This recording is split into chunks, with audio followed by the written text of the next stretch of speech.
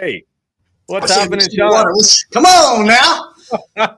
Yo. That second show of the year. Are you frozen out there in Las Vegas? Like, are you frozen?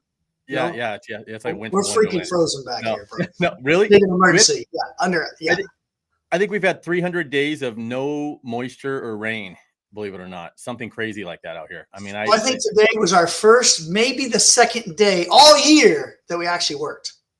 We've had no production until today. I'm jealous. Full on panic mode. I'm jealous. You know, before the show, before the fence show in September, we actually panicked to get the whole roof sealed around the back building. At our office because we always get rain, and not a single drop since. I swear, it's just it's frustrating. I almost want to put a bunch of water up there and test it. Just go put a sprinkler head up there and say, "I knew I fixed it." Water. Las Vegas would lose their mind if you just watered the roof of your building. Could you imagine? And just tell them you're just doing it to keep the temperature down. Yeah. We're not even allowed to use real water when we shower. It's like, we're on a different ball game. Right. Where's your hat, man? What did I see you purchasing a blue hat?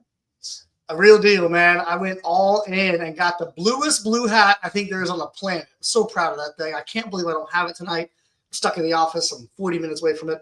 But real from Fort Worth, Texas, had this thing molded to my head. It was awesome. Great. You know what? Quick tip. Do you know where the cowboy hat? Quick tip, not a tip. Do you know where the cowboy hat was invented? Take a guess. Why? Nowhere. Where?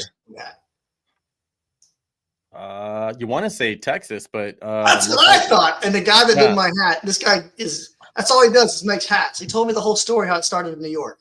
Like, what? Yeah. Really? New York, but it was the top, like the when you buy a cowboy hat that's unshaped, looks really goofy, right?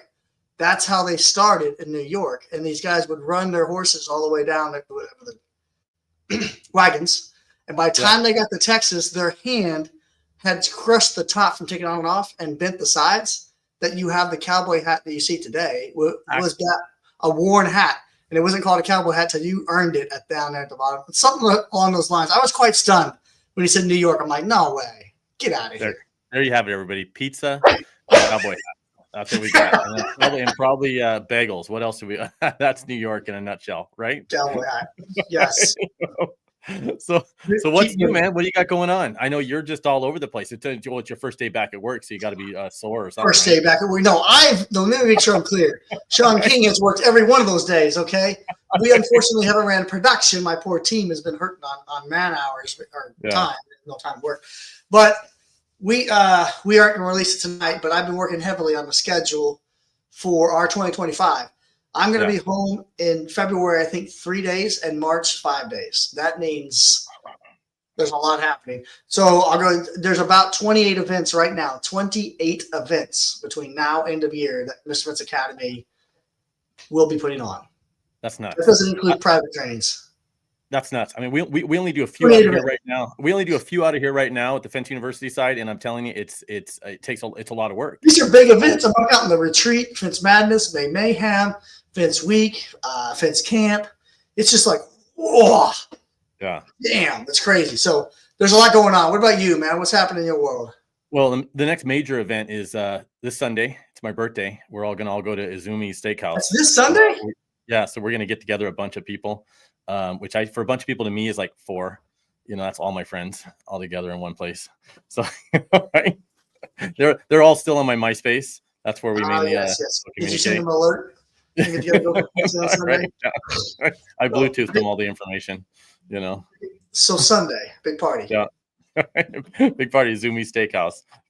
Oh my gosh. But we got a lot of stuff going on too, man. It's just it's just one thing after another, man. I mean, we got the fence cruise coming up with I think the very next event that we're going to be doing is unless I'm wrong, and Susan can probably correct us, the fence cruise coming up February 3rd. So how I think that's correct.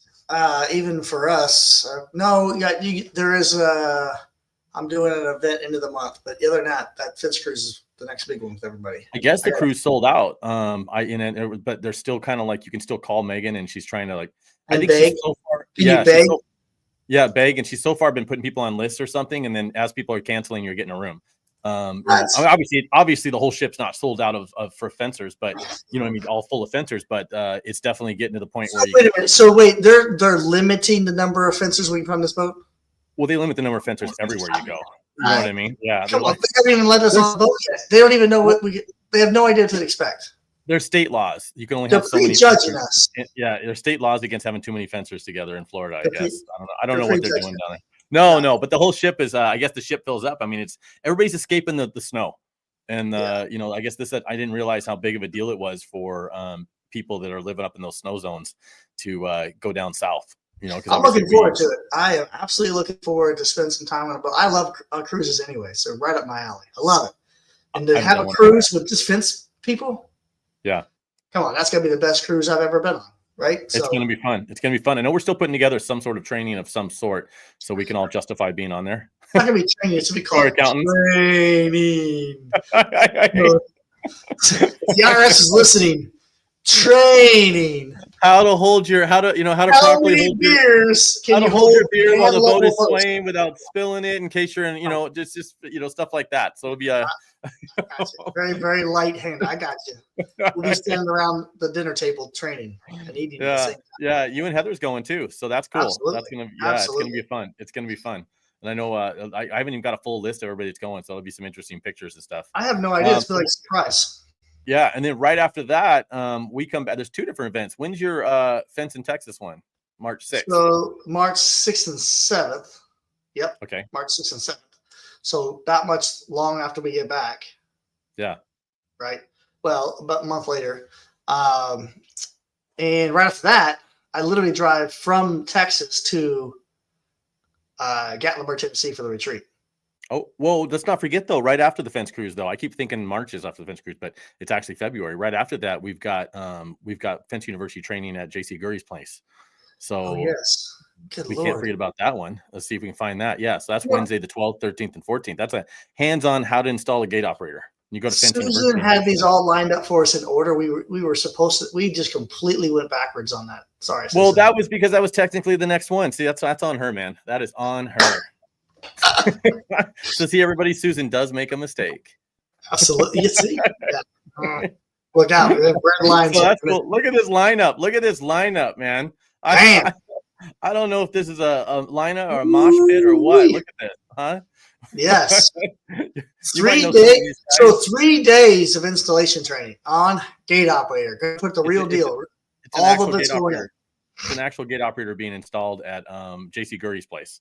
Now it's a gate and everything. Is that right? Yeah, the gate operator, the gate's already there. So there'll be some modifications to the gate and stuff. But Coyote Denali, which is a licensed contractor down in California, is actually the one that's going to be doing the work, since obviously he's licensed there to supervise the whole thing and make sure everything's getting built per all the local laws and regulations and stuff in the area, because it's a little different everywhere you go.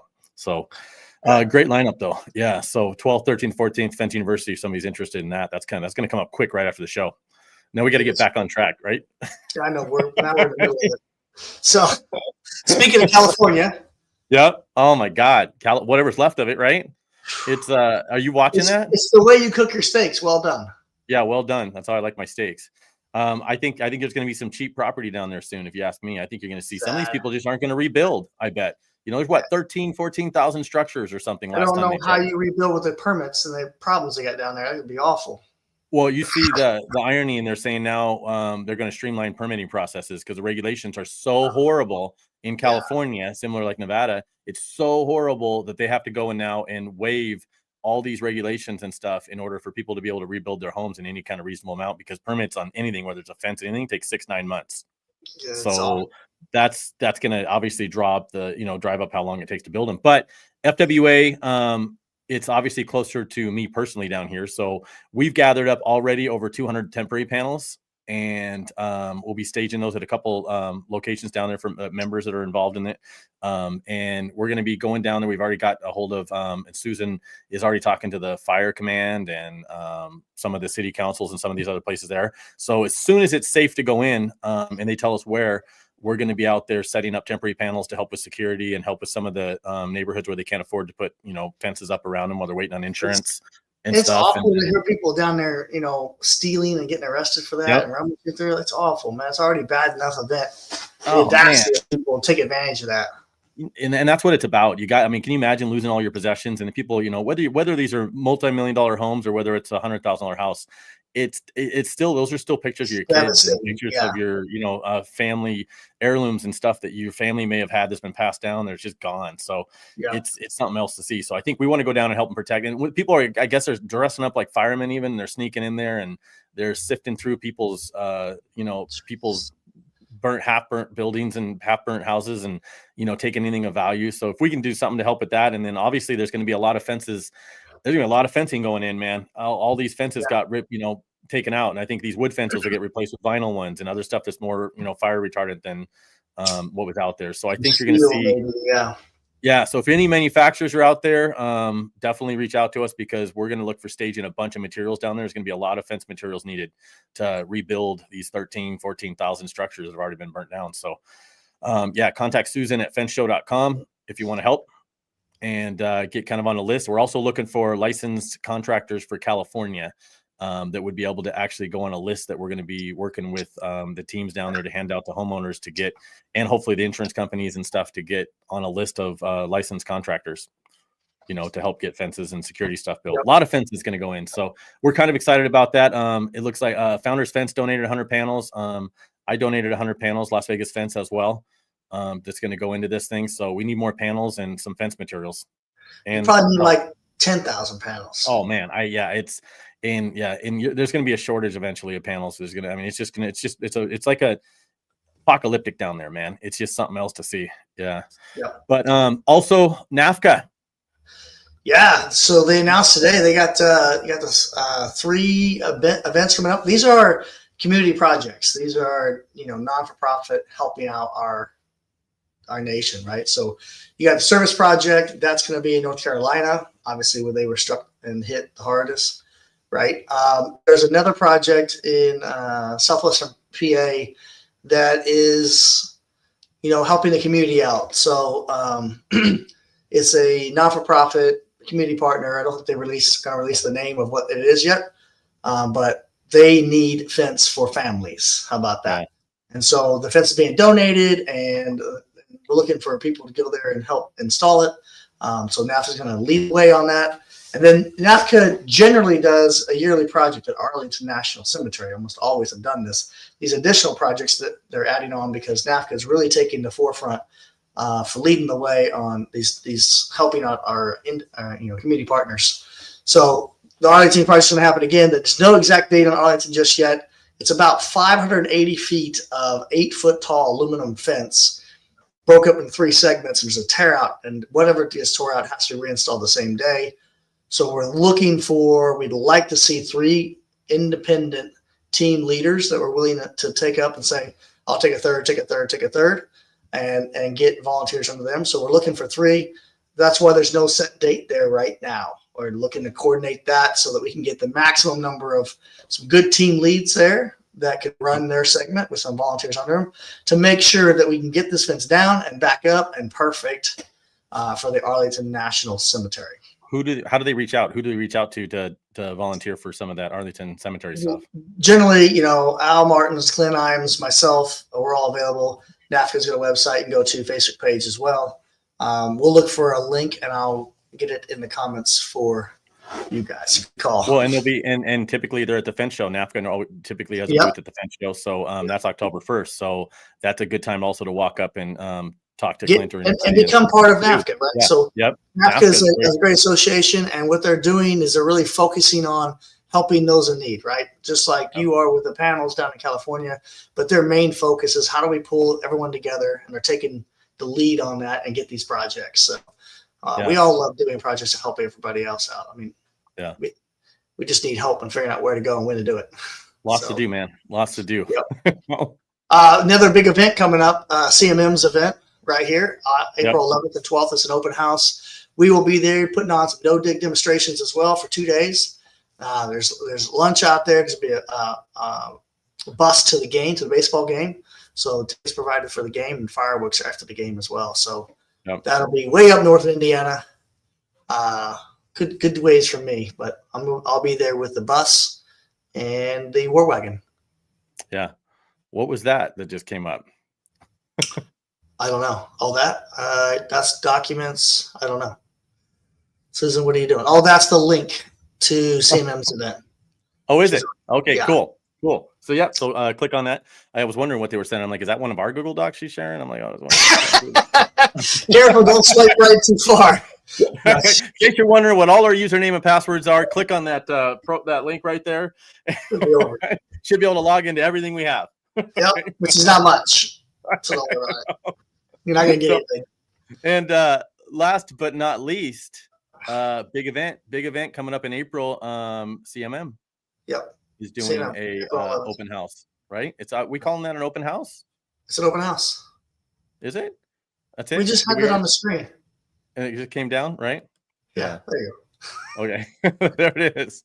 So scan the QR code. You're going to be there doing vinyl fence or aluminum fence discipline. Vinyl and aluminum. Yep. Yeah.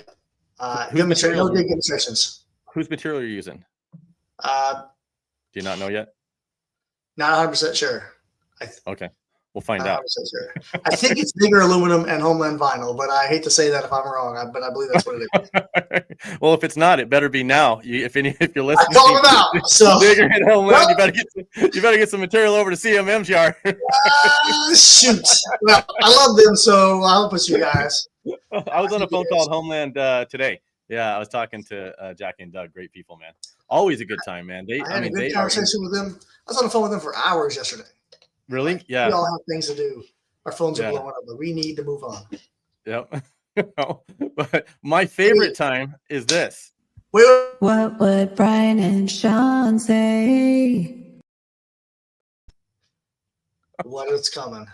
Who knows? I don't even know who's first on this one. Hey guys, it's Ben. This is these most of these, I think all of them came from Fence Industry Only Facebook group. So you can actually go and see what other people responded answers to these questions as well in the group. And she typically picks pretty active ones, I believe, when she's randomly selects these. So hey guys, go ahead. What's that? Hey guys, I'm tired of paying for irrigation fixes. Aren't we all? Welcome to fencing. I need something solid in writing that explains to the homeowner the risk of hitting irrigation and private utilities.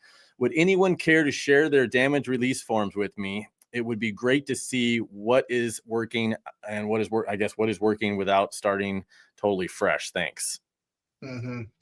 So you're not going to win by just giving them a document that says you're not liable. How do I know this? Because I've tried that for 20 plus years. I tried it in a fancy document and put it in the contract, add it on the line item, put it on the front of the contract, give them a secondary document, make them sign it in blood, did all of that.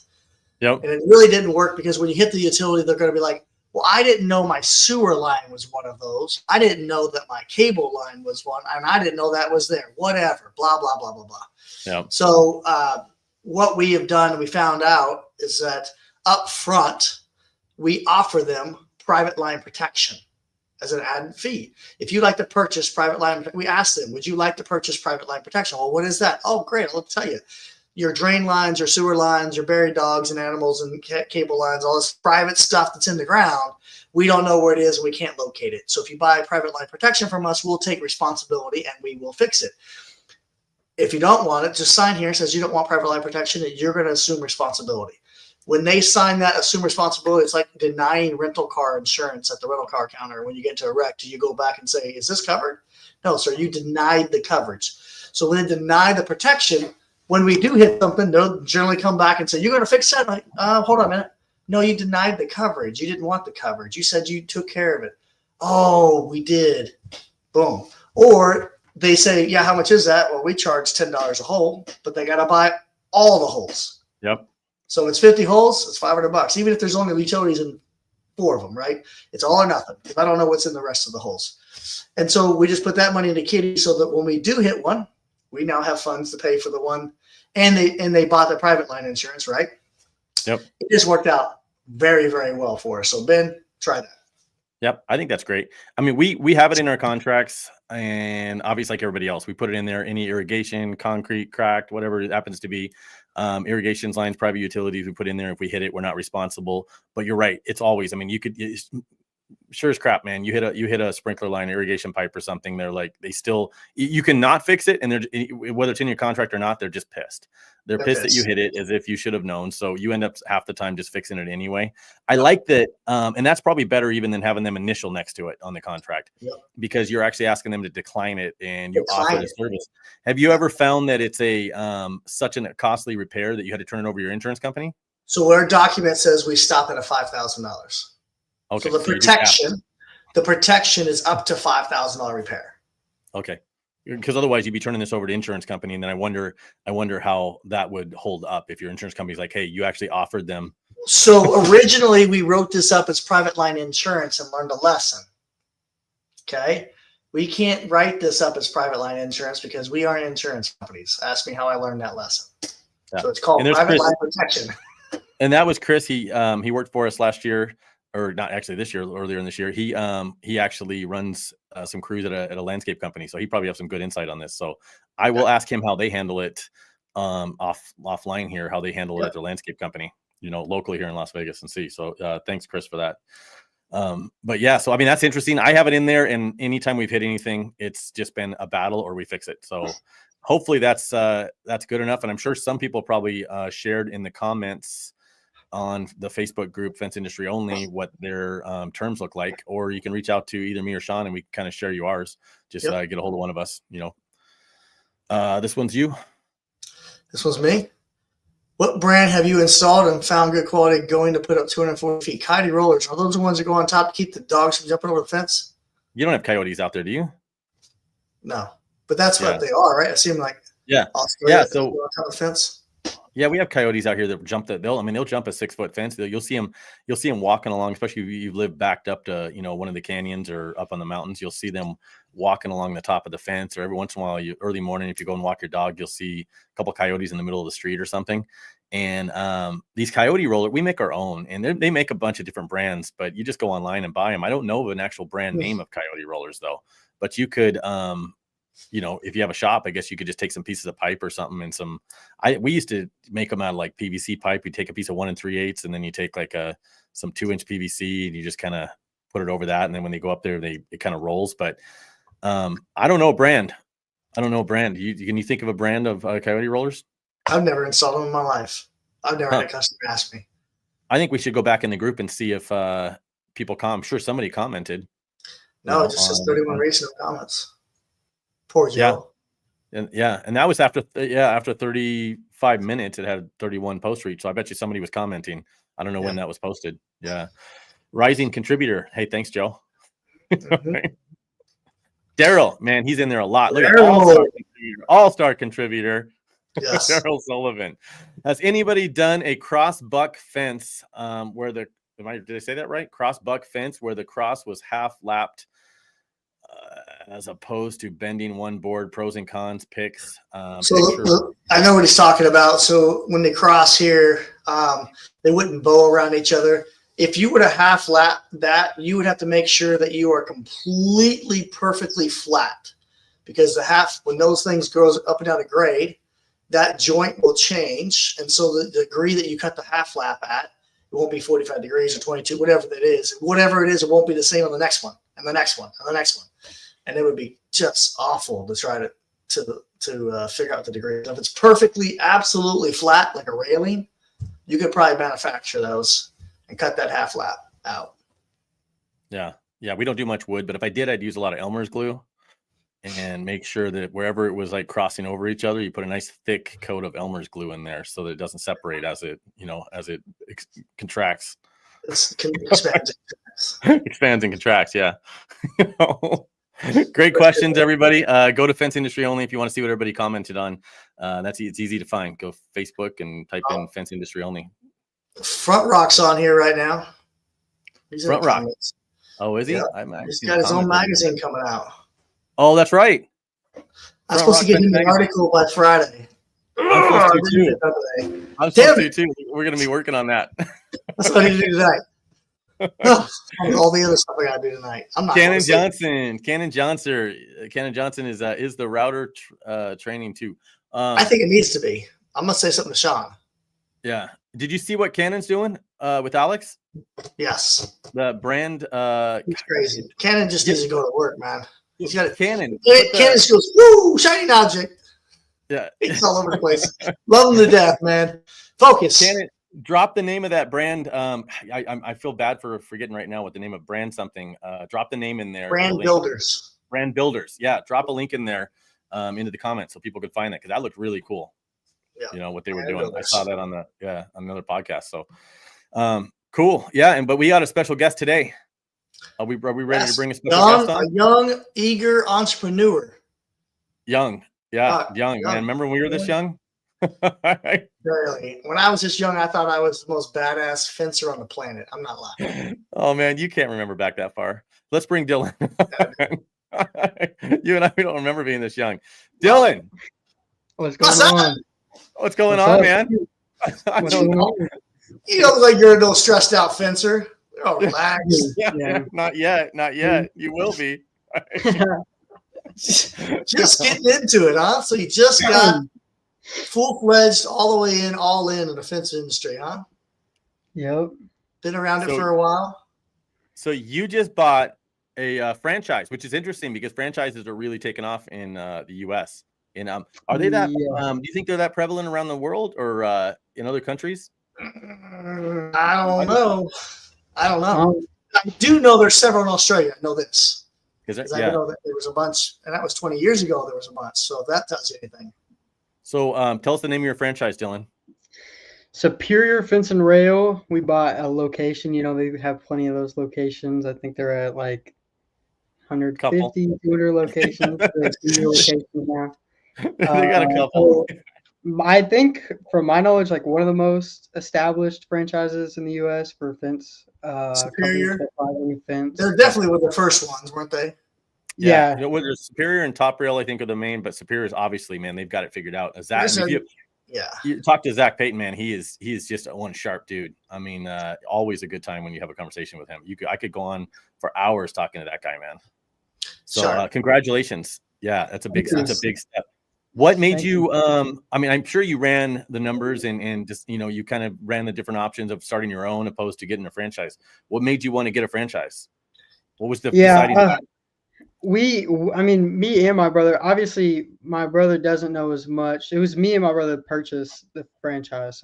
But he doesn't know as much as business as he knows installing. So he really good at installing. I'm more business oriented, I would say. So like the main reason we looked into it was that you have management systems, you have all that stuff in place. So, you know, it makes more sense besides starting from scratch. We could have gone off into a bigger market, would have been a lot harder to start from scratch, you know, all that stuff. So we just felt that we ran the numbers and it was probably better off for us to have, you know, you get the brand value. So you get the leads. I mean, you know, you get what comes with it. So brand value. And you also get some software with Superior too, right? Where most new guys in the industry, they don't have no way of tracking hardly anything in their business. I know, I've been there, right? Yeah. So I would say I know there's a question on there, but Fence 360 is the software that we use for. It's what's built for Superior. Oh, I lost focus. Yeah, it's not focusing very well there. And so that's a huge part for why we chose this, because you think about, you know, we have a few people in our area that we work with here and there, and you know, we just helped him out with the job the other day, and he was calling me and I was talking to him, and he said his biggest issue was him being in the field but also trying to do all the stuff that he's got going on. So he doesn't have that's another fence company you talk to is a young guy that just started in the business. Yeah. He's fighting the battles that you're not going to have to fight. So he's like literally the opposite of what you're going through, and you went out them on a job site. And he was telling you the struggles that he has that you thought you would have. Right. So if you start from scratch, you're going to fight those battles of having to figure out each individual software you're going to use. And there's not one software, might not work for one software as a solution for all, right? You have to go and figure out 10 different softwares to use, or 10 different accounting, whatever it's going to be. Like, you have to go through a bunch of versions of like, oh, is this going to work? Oh, it didn't work. Next one, you know, you got to cipher through where this it's a proven system. Like, there's a reason there's so many locations. They do have the software that's involved, so it works.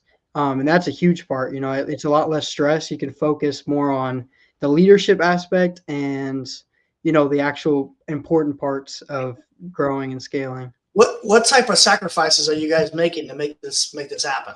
Like how? I'd say the biggest sacrifice is the move. So for us to kind of move into this location, for it to make sense, we're going to be. So tell everybody what that means. I mean, the move.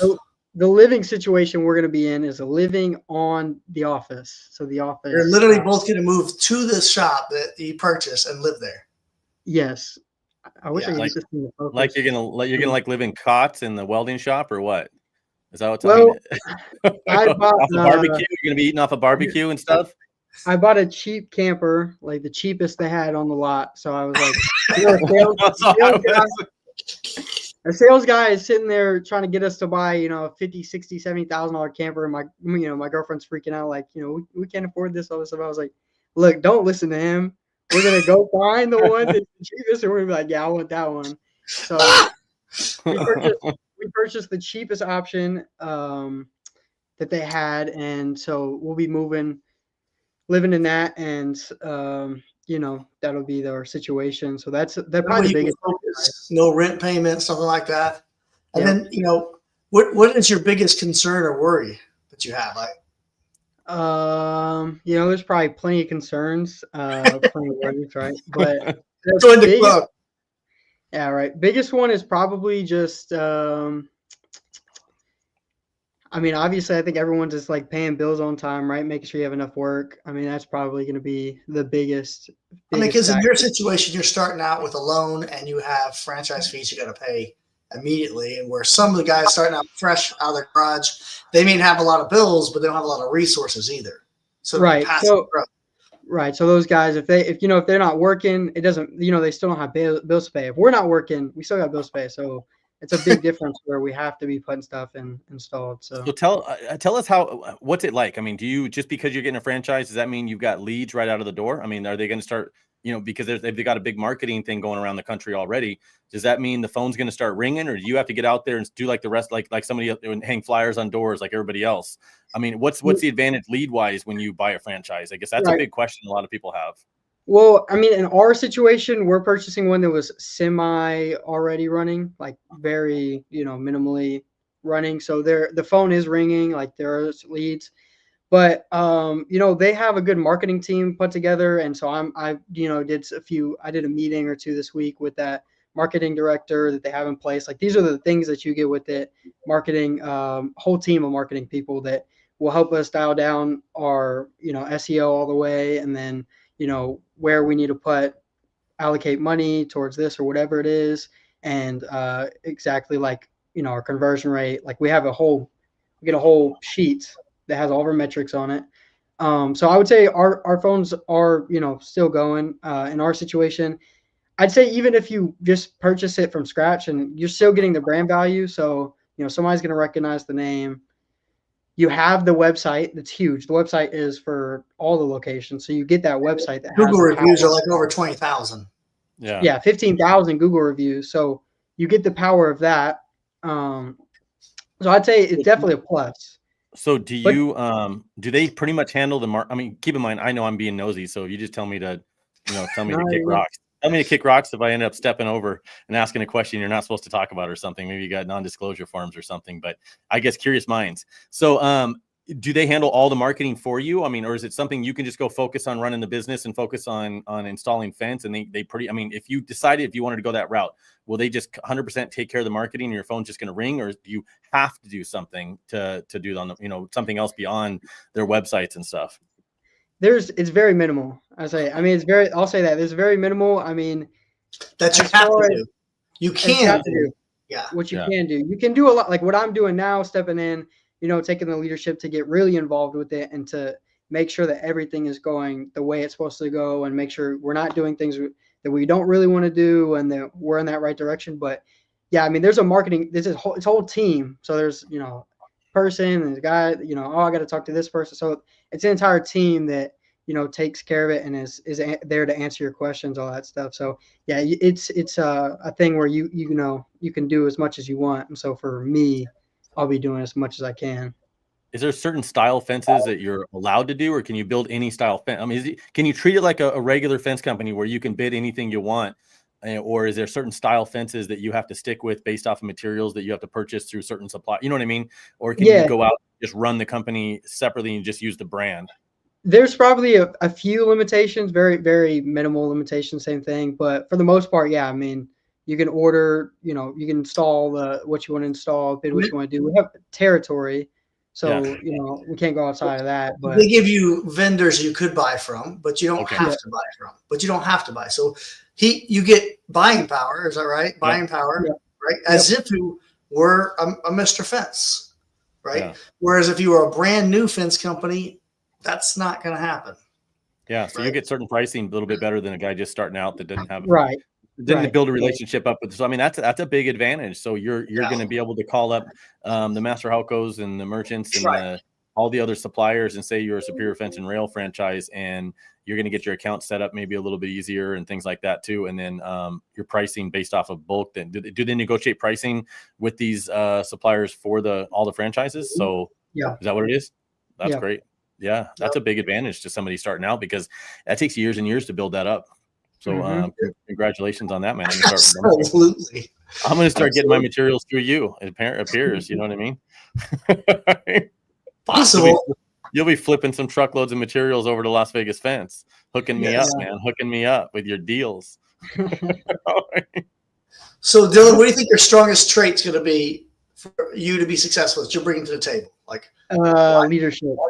Yeah. Leadership. So, I mean, our focus, like, obviously we're very smart. So we got 3 people right now is the start. So, it's the winter time. So hopefully come March is when we can really start to build our team. But, I mean, I'm going to look real deep into, the hiring aspect and building a culture of people that, want to show up and want to come to work and grow. So I'd say leadership 100% is going to be the biggest trait. Nice.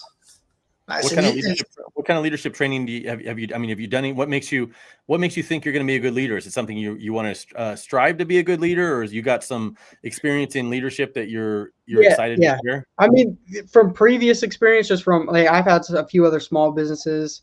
I've always been the one that's taken the leadership to figure out what goals we're going to put out, what steps we're going to take to hit those goals, and kind of this isn't the first time you've had people work for you. Yeah. No. And how did it go when you had people working for you? I mean, it was fun, but that was it was fun. That's the same look we all get. Well, it was fun.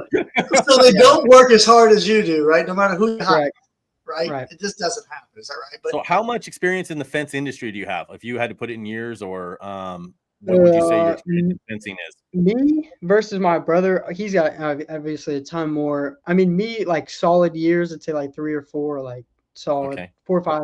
I mean, I've been touching it, doing it forever, but like actually, starting to learn and experience that, like, probably more towards freshman, sophomore year of high school. And then I kind of stepped out of it for a little bit, and then now I'm back. So you got 3 or 4, and then you and your brother bought this franchise. So your brother has how many years, you think? Probably now 8, 9. I don't know. He started working full time when he was sophomore. So sophomore, junior, whatever. This is interesting. This kind of breaks 21. And how old is your brother then? 22. Yeah. So this breaks that stigma. A lot of people think that when you see a franchise, it's somebody that's been in the business less than a year. You guys are 10 years or more combined experience purchasing and running a franchise. So it's not just people that are inexperienced in the industry, is what it's interesting to hear, isn't it? Yeah. That's very true. Yeah. That could be some of the newer companies. It could be something to look at, right? They got 3 or 4 years experience. They're grinding it out, and they're seeing the troubles that Dylan was talking about just now. And franchise might be an option to look at. Change your name and jump on board and use experience you already have and launch it, maybe. Yeah, that's interesting. I'd like to get more of the franchises that have been established for a little while on here and talk. And I'd like to research and see how many of these franchises. I think there's a lot of them out there that have been doing it for a while that just decided they wanted some of the organization and the structure. So you said Fence 360 was the software. Is that a software that comes with the franchise?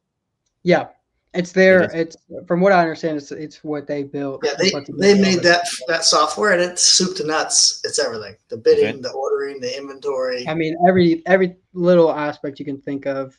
We have all of our leads in there. So like, me and my sales lady, we have a very coordinated plan with all of our leads, and we know what's going on with every single one, so we can follow up with everybody. And so so imagine being organized enough that on your screen you have every call, every email, every lead, every person, and it's telling you when the phone rang and when you called them back and when you sold the job. The software does that. If they closed out, like if the lead was lost, if it's a good lead, bad lead, kind of all that stuff. Yeah, and that's then cool. You got bidding, schedule. Well, there's you have all your stuff on there, contracts, your billing, all that stuff. So, is there any advice you give to another young entrepreneur in your shoes, maybe the 18 to 21-year-old, like is not sure about it? Is there anything you would tell them? Start. That's it. It's good advice. Just start. Just do it. Start digging holes, right? I say, yeah, you got to like everything else. You got to be digging holes within 5 minutes of getting on the job, right? Just start. I'd say I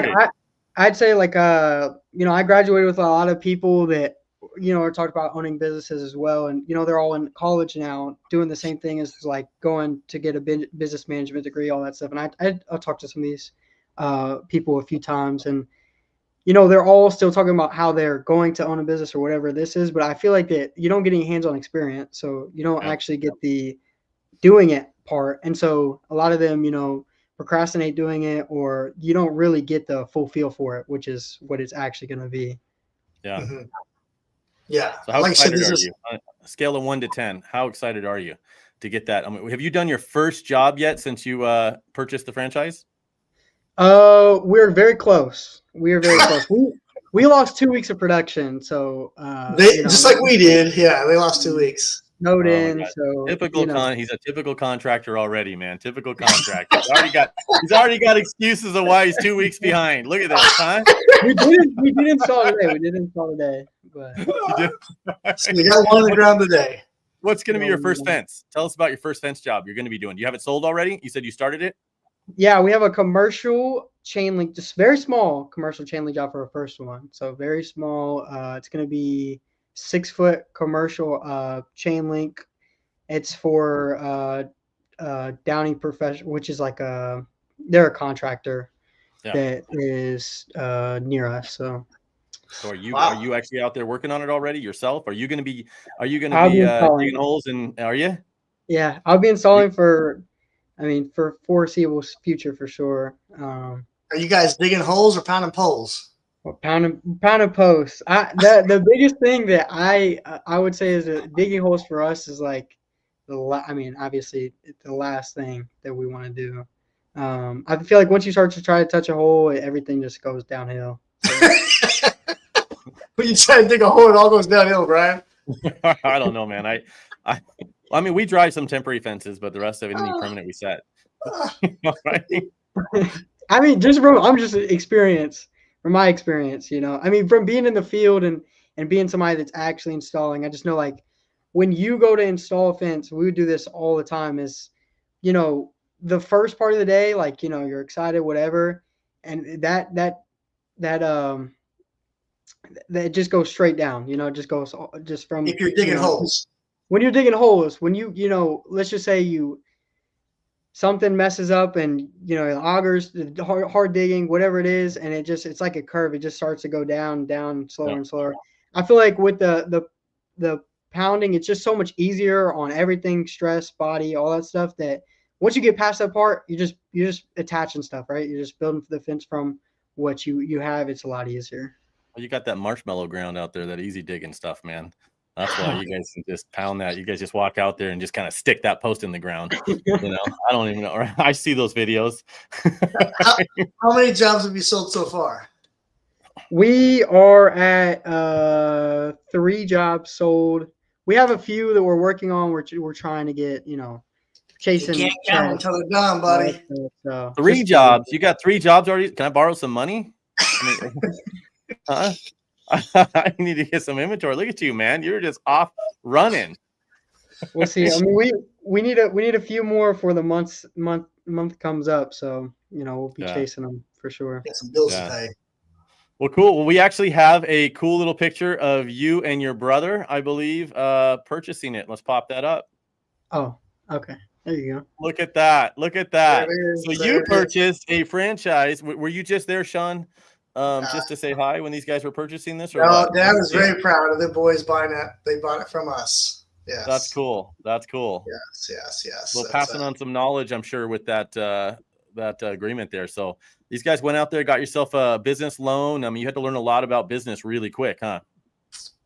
For sure. Yeah, we're gonna be learning a lot for it's gonna be a nonstop learning for a while. Yeah, they're starting out with a lot of things that most of us didn't. I know when I first started out, I surely didn't have a Ford truck and a router and flatbed trucks a lot, and so out the gate they have all that. They gotta keep it, right? That's the hard part. There, but now you gotta keep it. Yeah. So, I think I started off with an old beat up Chevy S10 and an angry wife. So that's what I started with. All right. Definitely wasn't as organized as you're gonna have. There was no computer, there was no software, nothing helping, right? Yeah. Maybe it was better back then. We didn't know how much money we were losing. Now you got computers tracking it all. now we have commuters. Hey, Dylan, Sean, obviously you guys, it was great having you guys on. Yep. Anything else, Dylan, you wanted to throw out there at the last minute? Do a big exciting something. I'm ready. Ready. You look ready. I can't wait to have you back on, hopefully in about 6 months, maybe at the end of the year or something. Yeah. Hey, in 6 months you'll have less hair. Watch. Might be bald in 6 months. You're probably going to look like you're 45. You're going to be a lot more angry when we ask you. Wouldn't it be funny to have him back on in a year and then put it side by side the interview and see the facial expressions and the tiredness in the face? as he posts a picture of him selling it to someone else. Yep, true story. All right, That's well, thank you guys. It was great. We will talk to everybody that's watching and tuning in, taking time away from your life and your family and everything. We appreciate it. Like, comment, share, get involved. We appreciate anything you can do to help promote the show. Have a great one, everybody. See you guys. Adios.